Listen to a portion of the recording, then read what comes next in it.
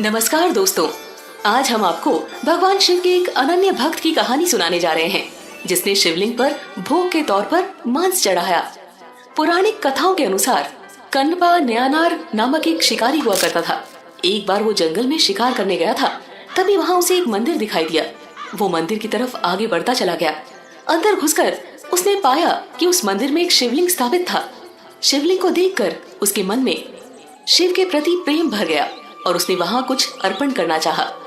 शिकारी ने सोचा, ये तो बड़ा ही अद्भुत शिवलिंग है। मैंने सुना है कि जब हम भगवान के मंदिर में दर्शन करने जाते हैं तब हमें कुछ ना कुछ चढ़ाना पड़ता है, लेकिन मुझे समझ में नहीं आ रहा कि कैसे और किस विधि से ये काम करते हैं। मेरे पास अभी शिकार किया हुआ ताजा मांस पड़ा है। एक काम करता हूँ, ये शिवलिंग पर चढ़ा देता हूँ। शिकारी ने भोलेपन में उस मांस को शिवलिंग पर अर्पित कर दिया और वहां से चला गया। उस मंदिर की देखभाल एक ब्राह्मण करता था, जो उस मंदिर से बहुत दूर रहता था। हालांकि वो शिव भक्त था, लेकिन हर दिन इतनी दूर शिव मंदिर आना बहुत ही दुर्लभ कार्य था। इसीलिए वो केवल 15 दिनों में एक बार ही आता और मंदिर की साफ सफाई कर, शिवलिंग की पूजा कर, भोग लगाता और चला जाता। अगले दिन जब ब्राह्मण वहां पहुंचा तो शिवलिंग के ऊपर मांस पड़ा देख वो भौचक्का रह गया। उसने तुरंत मांस को हटाया और माफी मांगने लगा। हे भोले शंकर, ये क्या? शिवलिंग पे मांस?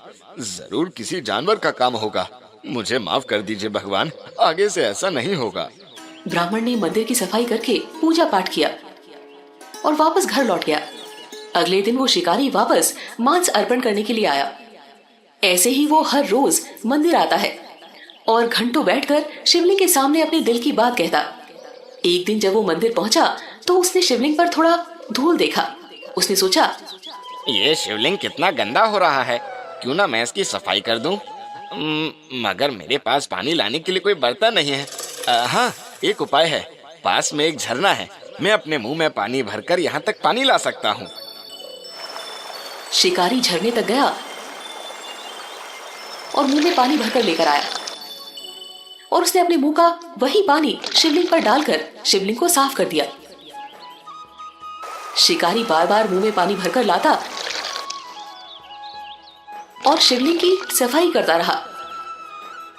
अगले दिन जब ब्राह्मण मंदिर आया तो मंदिर में मांस और शिवलिंग पर थूक देखकर उसके मन में घृणा भर गई। वो अत्यंत गुस्सा हो गया। ऐसा नीच कार्य कोई जानवर नहीं कर सकता, ये तो कोई ना कोई इंसान ही कर सकता है। अब मुझे मंदिर अच्छे से साफ करना होगा। शिवलिंग को शुद्ध करने के लिए मंत्र पढ़ना होगा। बेचारा ब्राह्मण अब क्या करता? उसने पूजा पाठ की, शिवलिंग का शुद्धिकरण किया और वहां से चला गया। अब हर बार आने पर उसे शिवलिंग उसी अवस्था में मिलता। अब उससे और रहा नहीं गया।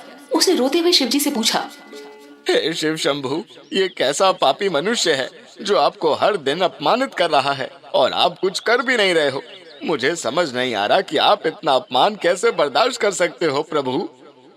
ब्राह्मण की बातें सुनकर स्वयं भगवान शिव उसके सामने प्रकट होते हैं और उसे कहते हैं, उठो ब्राह्मण देवता, जिसे तुम अपमान मानते हो वो एक भक्त का अर्पण है। मैं उसी भक्ति से बंधा हुआ हूँ। वो भक्त जो कुछ भी प्रेम पूर्वक अर्पित करता है, मैं उसे स्वीकार कर लेता हूँ। मेरा वो भक्त बहुत ही भोला भाला है। वो निस्वार्थ मन से मेरी पूजा आराधना करता है। अगर तुम उसकी भक्ति की गहराई देखना चाहते हो तो कल सुबह मंदिर के पास में कहीं छिप जाना और दूर से उसे देखना। ऐसा कहकर भगवान शिव वहां से अंतर्ध्यान हो जाते हैं। अगले दिन ब्राह्मण मंदिर के पास झाड़ियों में छिपकर उस भक्त का इंतजार करने लगता है। तभी वो देखता है कि वहां एक शिकारी अपने हाथ में मांस का एक टुकड़ा और मुंह में पानी भर के मंदिर के अंदर जाता है। जैसे ही शिकारी शिवलिंग के पास गया, उसने देखा कि पहले का रखा मांस वहीं पड़ा है। उसने सोचा कि हर बार की तरह आज भगवान ने उसके चढ़ावे को अस्वीकार कर दिया है। हे भगवान, आप आज मेरा चढ़ावा स्वीकार क्यों नहीं कर रहे हैं? मुझसे क्या कोई भूल हो गई प्रभु? मैंने ऐसा कौन सा पाप कर दिया? तभी उसकी नजर शिवलिंग के दाहिने आंख पर पड़ी। उसमें चोट के निशान थे। अरे ये क्या? शिवलिंग की दाहिनी आंख में तो चोट लग गई है। आप चिंता ना करें प्रभु, मैं जड़ी बूटी पीस के लाता हूँ, आपकी आंख बिल्कुल ठीक हो जाएगी। झाड़ियों के पीछे छिपकर ब्राह्मण ये सब देख रहा था। शिकारी ने जड़ी बूटी पीसकर शिवलिंग की दाहिनी आंख में लगाई ताकि वो ठीक हो सके, लेकिन ऐसा करने से आंखों से रक्त और तेजी से निकलने लगा। ये देख शिकारी से रहा नहीं गया और उसने अपनी आंख देने का फैसला कर लिया। उसने एक चाकू निकाला और अपनी दाहिनी आंख निकालकर लिंग पर रख दी। ऐसा करने से रक्त टपकना बंद हो गया। शिकारी ने राहत की सांस ली, लेकिन कुछ ही मिनटों में शिवलिंग की दूसरी आंख से रक्त टपकना शुरू हो गया। हे भगवान, अब मैं क्या करूं? लगता है मुझे अपनी दूसरी आंख भी प्रभु को अर्पण करनी होगी। तभी ब्राह्मण ने कहा, हे भोलेनाथ, ये कैसा भक्त है जो आपको अपनी आंखें अर्पण कर रहा है। धन्य है ये भक्त, इसका उद्धार कीजिए प्रभु। दूसरी आंख तो मैं निकाल लूंगा, मगर उसे रखना कहाँ है ये मुझे कैसे पता चलेगा? क्योंकि मैं तो दोनों आंखों से अंधा हो जाऊंगा, मुझे तो कुछ दिखाई ही नहीं देगा। कुछ देर सोचने के बाद शिकारी को एक विचार आया। एक काम करता हूँ, जहाँ पर आंख लगानी है वहाँ पर पैर टिका देता हूँ, ताकि मुझे पता रहे कि दूसरी आंख कहाँ लगानी है। शिकारी ने शिवलिंग की दूसरी आंख की जगह अपना पैर टिका दिया। जैसे उसने अपनी बची हुई आंख निकालने के लिए चाकू आगे बढ़ाया, तभी वहाँ एक अलौकिक प्रकाश फैल गया और भगवान शिव प्रकट हो गए।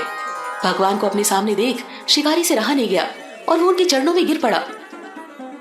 ब्राह्मण भी मंदिर में भागते हुए आया और हाथ जोड़कर भोलेनाथ के चरणों में गिर पड़ा। ब्राह्मण, देखो, ये मेरा प्रिय भक्त है, कनप्पा नायनार। कनप्पा मतलब आंखें अर्पित करने वाला, नायनार मतलब शिव भक्त। आज से पूरी सृष्टि तुम्हें इसी नाम से पुकारेगी। शिकारी ने कहा, प्रभु, आपके दर्शन पाके मैं धन्य हो गया हूँ। आपने मुझे नया नाम देकर मेरा उद्धार कर दिया है भगवान। भगवान शिव ये सब सुनकर मुस्कुरा देते हैं। उनके आशीर्वाद से कनप्पा की आंखों की रोशनी वापस आ जाती है। वो हाथ जोड़कर भगवान शिव के चरणों में लेट जाता है।